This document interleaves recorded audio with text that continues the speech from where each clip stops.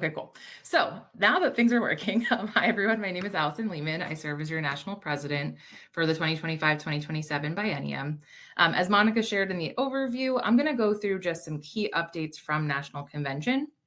That way everyone is up to speed on important changes, our elections results, things like that.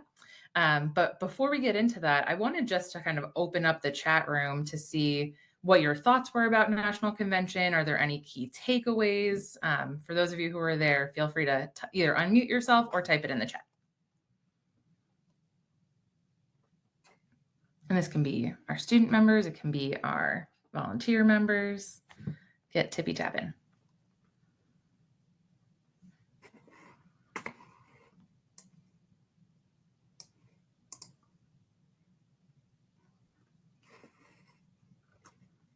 Christopher, what re-energized you about NatCon or from NatCon?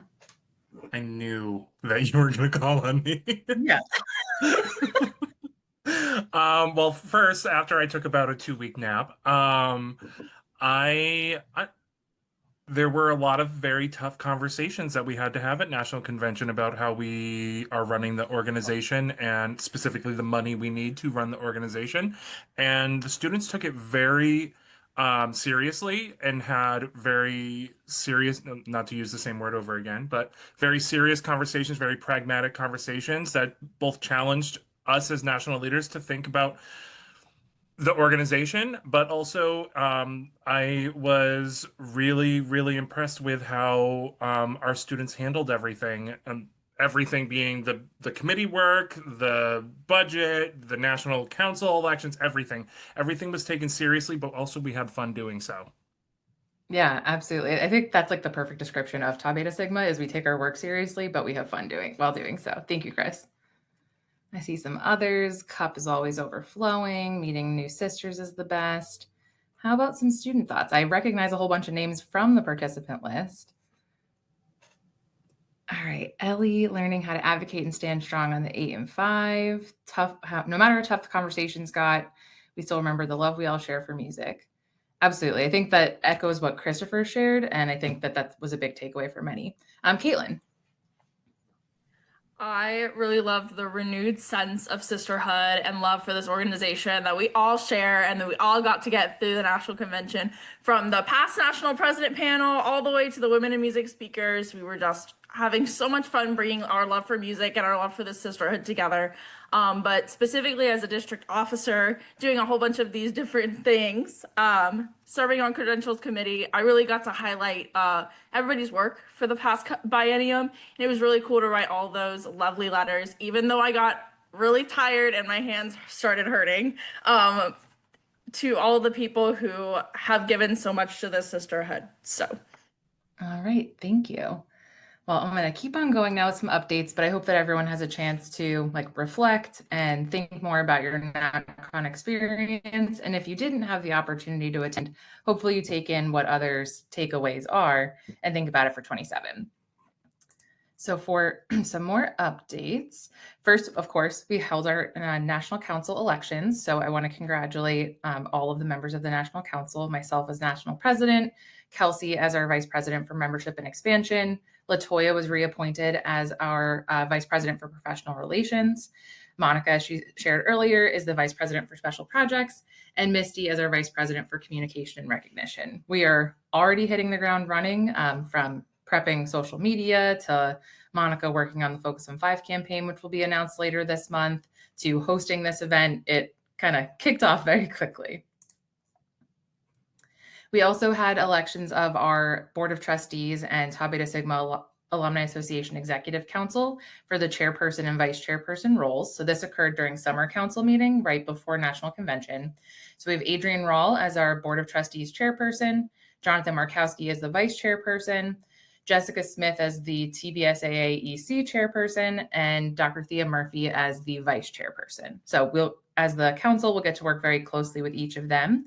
And one of the collective goals that we have for this biennium is promoting more bridge building and collaboration across the different branches of the national organization so that we're kind of moving all together in the same direction in a more intentional way. So I'm excited about that. And I'm just waiting for my slide to move. There we go. So for those of you who are at NatCon, this slide and the next couple of slides will likely be familiar to you, but it's important information, so we're going to cover it again. So our review of membership numbers. Over the past biennium, we had great growth in both our returning active members and our new initiates. So you can see here the breakdown of where our membership grew. Overall, we had about a 4% growth of the organization overall across the 2 years. We also had about 1,100 graduating seniors, which is about right on the mark of where we've been year over year for that. Going into some of our tough conversations. So of course, the committee work that came out of jurisdiction was very important in presenting to the delegation recommendations for change to the Constitution. So there were many more than this, but these are the ones that have the most actual operational impact. Others were about smoothing out language, being internally consistent with the document, things like that. But for your awareness, we did make a change to the fiscal year for the organization. So it shifted from the past, which was June 1st through May 31st, to instead be in alignment with our membership year, which is September 1st through August 31st each year.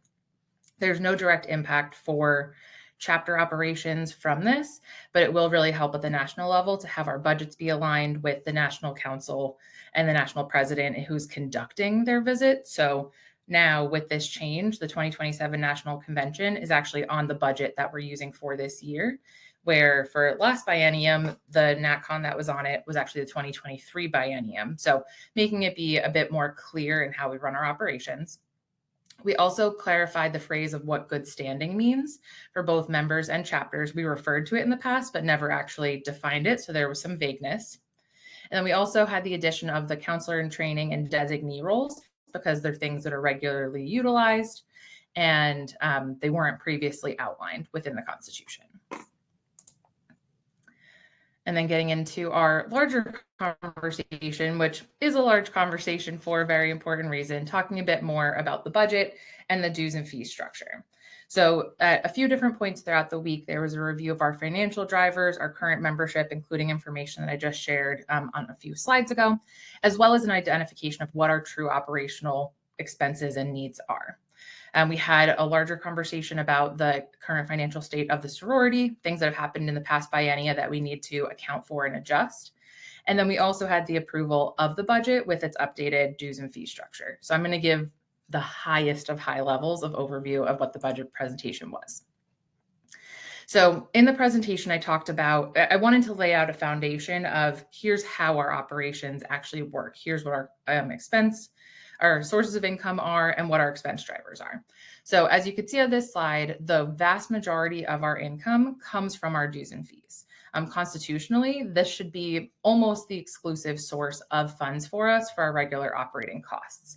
This other portion that we have in the tealish blue is things like our expansion program, life membership contributions, and then receipts things we receive from jewelry sales and royalties, as well as registration fees from district and national events. Now, these do come in as income, but they also just about immediately go out as expenses. So it's not that we are earning money. We actually subsidize these events as national organizations with Kappa Kappa Psi. So it's income for the moment, and then it gets paid out in expenses.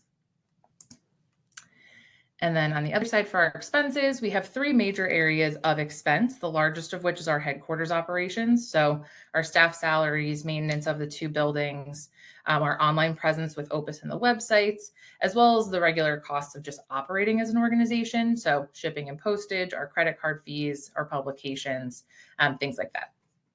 I'm going to skip over the middle section for a second and talk about our liabilities. So for us to exist as an organization, we must maintain liability and risk management insurance. So the darker blue and the yellow are our 2 essential operating costs that we cannot exist as an organization without those things. And then we have the lighter blue, which is our sorority programming. I'm almost there. There we go.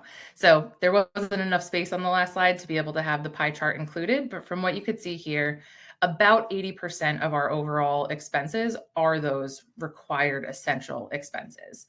And then around 20% or so is our sorority programming that we have the ability to flex and work with. So as we broke down the numbers, there was an explanation of if we maintained exactly our current income structure, what would we be able to do in terms of operations?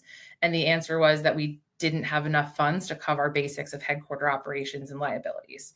So in this slide, we're moving forward to how much do we need to be able to operate, and also what are our strategic aims. So with this, we see that if our income was fixed, so maintaining the same dues and fee structure, we would be short by about $330,000. So that showed us where we needed to manipulate and really look at how we structure the dues and fees. So our dues and fee structure that was approved within the budget is as follows. For returning members, we have $145 for annual dues. So this is what would be due as part of the chapter personnel report as we're getting started for this year. Our new initiate fee and honorary member fees, sorry if it just moved on you, I hope it didn't, is $250. The chapter fees did maintain at $100. And so with this dues and fees shift, we were able to have our overall net profit be what it should be as a nonprofit organization of as close to zero as possible. So we got pretty close with $62. All right. So within this budget, there are a few things that we were able to accomplish. The non-part of nonprofit, yeah, no profit for us. With this budget, we're returning to really thinking about our value and our mission as an organization. So by implementing these changes, we're able to have a return of the chapter visitation program to be in person. This is going to happen progressively with about a quarter of chapters being visited in person this biennium.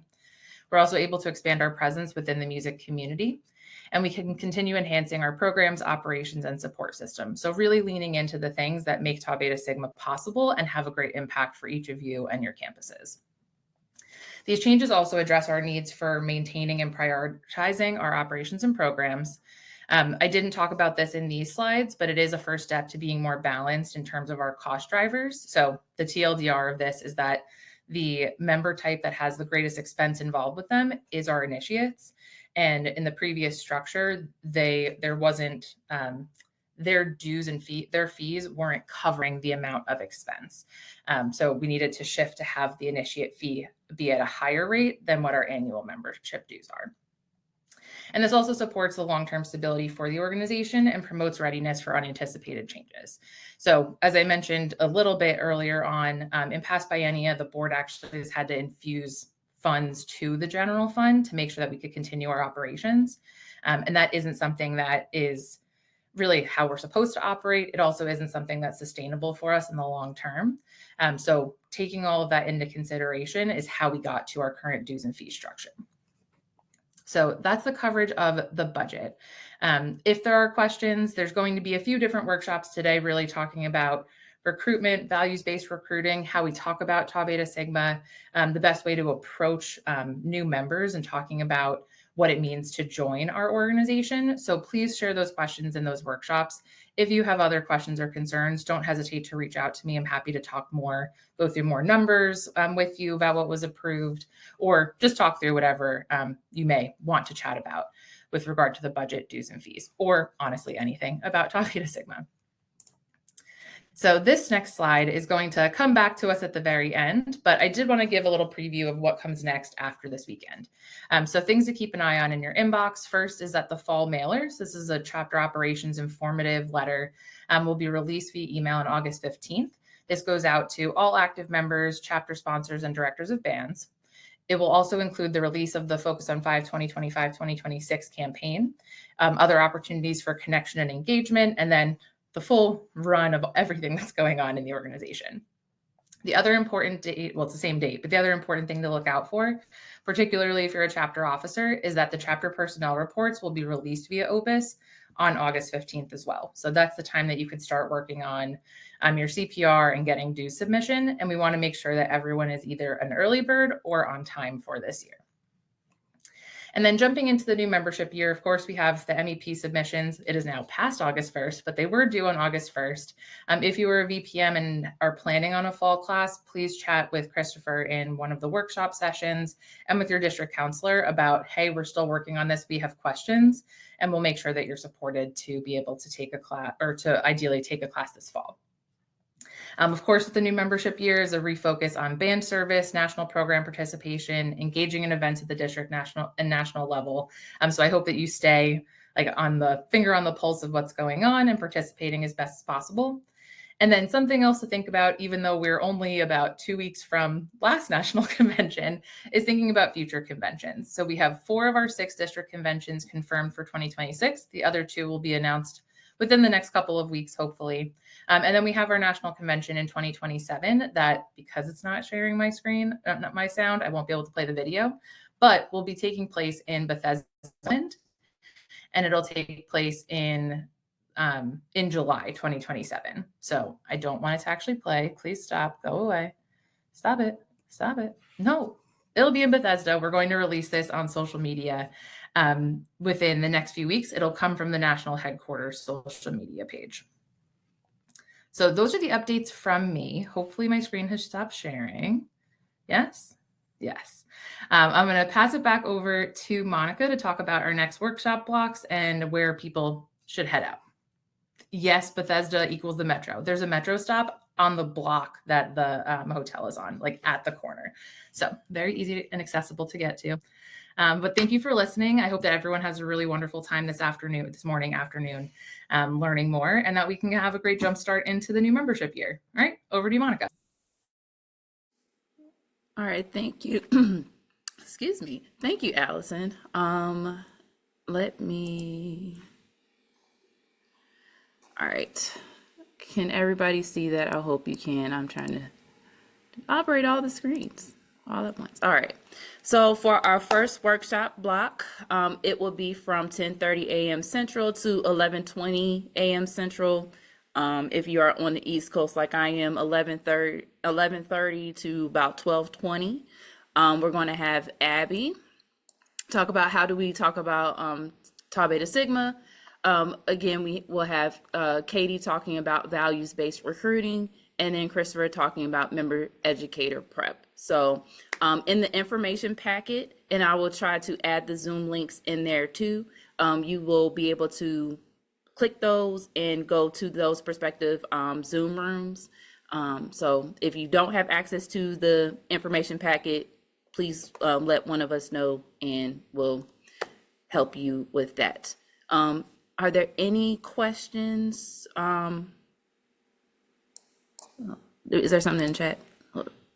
Can I make a suggestion for time because I talked too long?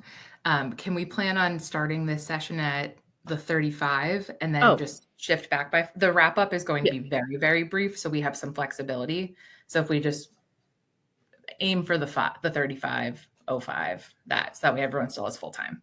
Yep, that works. That's fine. We have transition time built in, so y'all, it'll be fine. So I will update the information packet because Canva is great like that. And yeah, does anybody need the information packet? Try to make sure my emails are getting sent out. Yes, no, maybe so. Okay. All right.